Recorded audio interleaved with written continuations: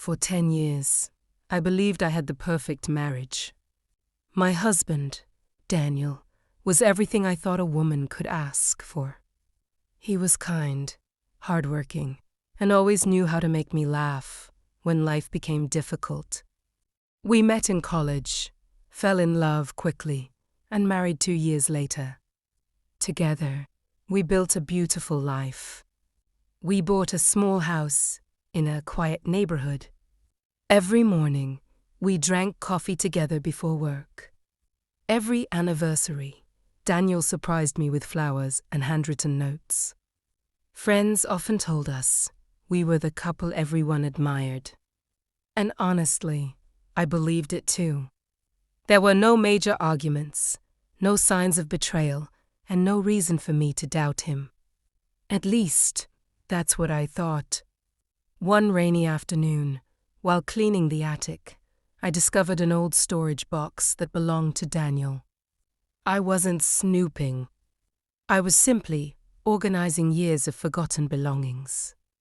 Inside were college textbooks, photographs, and old documents. Then I found a sealed envelope. The paper looked aged and yellow. Across the front was written, "To Daniel, if you ever decide to tell her the truth." My heart skipped a beat. The truth. At first, I laughed. Maybe it was an old joke from a friend. Maybe it was something harmless. Still, curiosity got the better of me. I opened the envelope. Inside was a letter dated 11 years, earlier one year, before our wedding. As I read the first few lines, my hands began to tremble. The letter mentioned my name. It spoke about a secret Daniel had kept from me before we got married. My stomach tightened. The room suddenly felt smaller. I reread the words again and again, hoping I had misunderstood. But the message was clear. There was something about my husband that I had never known. Something he had hidden for an entire decade. And in that moment, I realized my life might not be as perfect as I had believed. I sat alone in the attic, staring at the letter.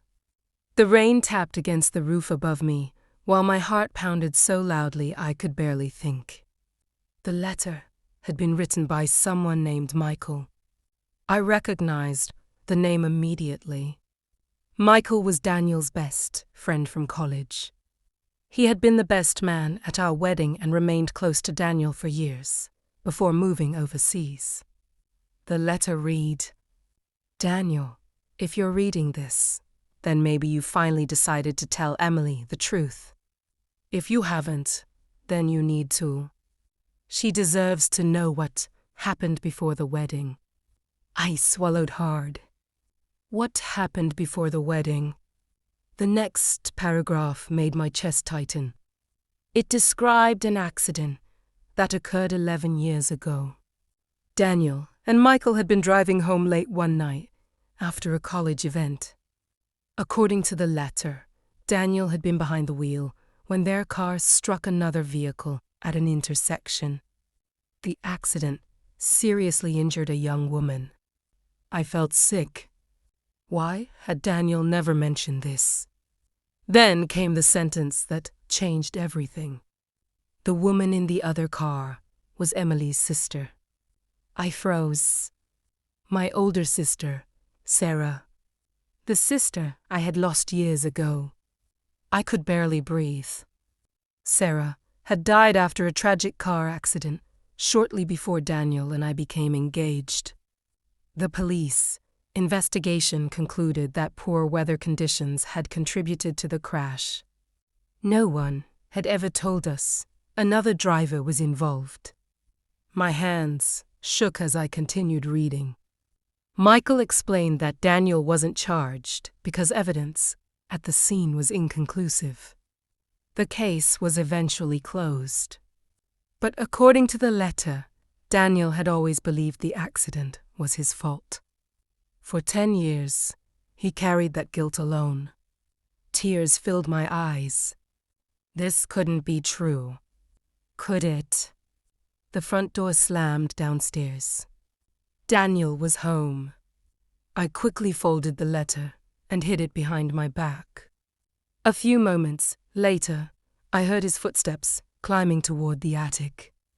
And for the first time in 10 years, I was afraid to look into my husband's eyes. Because I no longer knew who he really was. Daniel stepped into the attic and smiled. "There you are," he said. "I've been looking all over for you." Normally, I would have smiled back. This time, I couldn't. The letter felt heavy in my hands. Daniel immediately noticed something was wrong. "Emily," he asked, "are you okay?" I stood slowly. "I found this." I held up the letter. The moment Daniel saw the envelope, the color drained from his face. For several seconds, neither of us spoke. The silence felt unbearable. Finally, I asked the question that had been echoing in my mind ever since I opened the letter. "Is it true?" Daniel stared at the floor. "Emily, is it true?" I repeated. His shoulders sagged. "Yes." The single word shattered the world I thought I knew. Tears filled my eyes. "You knew about Sarah." Daniel nodded. "For 10 years." Nanad. I felt anger rising inside me. 10 years, Daniel. 10 years of marriage, and you never told me. "I wanted to," he whispered. "Then why didn't you?" He closed his eyes. "Because I was terrified." His answer only made me angrier. Terrified of what? Losing me? Yes. The honesty in his voice caught me off guard. Daniel sat down heavily on an old chair. "The accident changed my life forever," he said quietly. "I never intended to hurt anyone. It was raining." I looked away for 1 second. 1 second. Tears rolled down his cheeks. I still remember the sound of the crash. I had never seen my husband cry like this. Not once in 10 years. "I found out later that Sarah didn't survive," he continued. The guilt nearly destroyed me. My heart ached despite my anger. "Then why date me?" I asked. Daniel looked up. "Because I didn't know who you were at first." I frowned. "What do you mean?" "When we met in college, I didn't connect your last name to Sarah's. Not until months later." The room spun. When I realized, I tried to walk away. "Why didn't you?" Daniel's voice broke. "Because by then, I was already in love with you." The words hung in the air. Love. Guilt. Secrets. For 10 years, our marriage had been built on all three. And suddenly, I didn't know whether to stay or leave. That night, neither of us slept. Daniel stayed in the guest room while I sat alone in our bedroom, staring out the window. The rain had stopped, but the storm inside me had only grown stronger. For hours, I replayed every memory of our marriage. Every anniversary. Every vacation. Every promise. Had any of it been real? Or had Daniel spent 10 years trying to make up for a mistake he could never forgive himself for? The next morning, I made a decision. I needed answers. Not assumptions. Not guilt. The truth. I contacted the law firm that had handled Sarah's accident years ago. After explaining who I was, I requested access to the old case files. A few days later, a large envelope arrived. My hands trembled as I opened it. Inside were police reports, witness statements, photographs, and investigation notes. For hours, I carefully read every page. Then I found something unexpected. A statement that had never been mentioned to our family. According to witnesses, a third vehicle had been seen speeding through the intersection moments before the collision. A third vehicle. My heart raced. The report suggested that the unidentified driver may have forced both Daniel and Sarah to react suddenly in dangerous weather conditions. The driver was never located. The case remained unresolved. I immediately called the retired detective who had worked on the investigation. To my surprise, he agreed to meet. When we sat down together, he reviewed the old file and sighed. "Your husband always blamed himself," he said. "Was it his fault?" I asked. The detective shook his head. "Not entirely." I stared at him. "What do you mean?" "We never had enough evidence to prove Daniel caused the accident.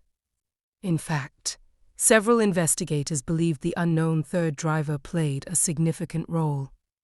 I could hardly believe what I was hearing. For 10 years, Daniel had carried a burden that might not have been his to carry. Then the detective told me something even more shocking. "Your husband came to see me every year after the case closed. Every year. Kinadad. He kept asking if we'd found new evidence. He never stopped looking for answers." Tears filled my eyes. All this Chimi Daniel had the truth. He had been searching for it. And suddenly, I realized there was still one final secret waiting to be uncovered. I drove home in silence after meeting the detective. For the first time since finding the letter, my anger had begun to fade. Not because Daniel had lied, but because I finally understood why. For 10 years, he had carried a weight so heavy that it had shaped every part of his life. A weight built from guilt, grief, and fear. When I walked through the front door, Daniel was sitting alone at the kitchen table. He looked exhausted, like a man who had spent years waiting for judgment. Slowly, I sat across from him. Neither of us spoke at first. Then I placed the accident file on the table. Daniel stared at it. "You went through the records." "Nadad." "Yes." His face tightened. "And?" I took a deep breath. "The detective believes the accident wasn't entirely your fault." Daniel looked away immediately. "I don't believe that." "You should." For a moment, he said nothing. Then he whispered, "Sarah still died." The pain in his voice broke my heart. I reached across the table and took his hand. "Daniel, you've punished yourself every day for 10 years. Tears filled his eyes. "I deserved it." "No." He looked at me. "No," I repeated. "You made a mistake. But you've spent a decade carrying a sentence no court ever gave you." The room fell silent. Then something happened that neither of us expected. Daniel began to cry. Not quietly, not carefully. Years of buried guilt poured out all at once. I moved beside him and wrapped my arms around him. For a long time, we simply sat there. Two people grieving the same loss in different ways. Eventually, Daniel looked at me. "Can you forgive me?" I thought about the question carefully. Forgiveness didn't erase the past. It didn't change what happened to Sarah. But holding on to pain wouldn't bring her back either. Finally, I nodded. Yes. The word was small. Yet it changed everything. Months later, we visited Sarah's grave together. For the first time, Daniel told her everything he had never been able to say. When he finished, the burden he had carried for so long seemed lighter. And as we walked away hand in hand, I realized something important. The truth had nearly destroyed our marriage. But in the end, it saved it. Because real love isn't built on perfection. It's built on honesty, forgiveness, and the courage to face even the hardest truths together. The end.